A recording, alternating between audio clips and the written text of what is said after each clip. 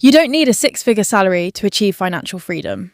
Some of the most financially secure people don't earn huge paychecks. They make their money work for them. Today, I will show you how to transform your financial life in 6 months with a month-by-month blueprint. As a qualified accountant and former investment banker, I have seen this plan help thousands move from paycheck to wealth. Let's dive straight into month 1. Have you ever delayed checking your bank account because you did not want to see the damage? That is called the ostrich effect, where ignoring money builds stress and turns small issues into massive ones. The moment you face your finances head-on, clarity replaces anxiety. This month is about ripping off the bandage by calculating your core 4 numbers. Net income is your take-home pay after taxes. Fundamental expenses are essentials, like rent, bills, groceries, and transport. Future you is money already going towards savings and investments. Fund spending is whatever is left for life's little pleasures. Use a simple app or spreadsheet to avoid friction and make it easy to stick with. Your goal for month 2 is to save exactly 1 month's worth of fundamental expenses. If your essentials cost $2,500,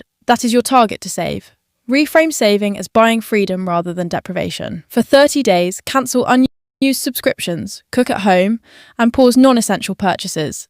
If 1 month is too aggressive, stretch it to 2 or 3 months. But be honest with yourself. Most people try to save and pay off debt at the same time and end up spinning their wheels. Some debt, like a mortgage, can be good, but credit cards are expensive. Bad debt. Rank your debt by interest rate and prioritise anything over 8% as fast as possible. Channel leftover money after fundamentals into wiping out high-interest debt.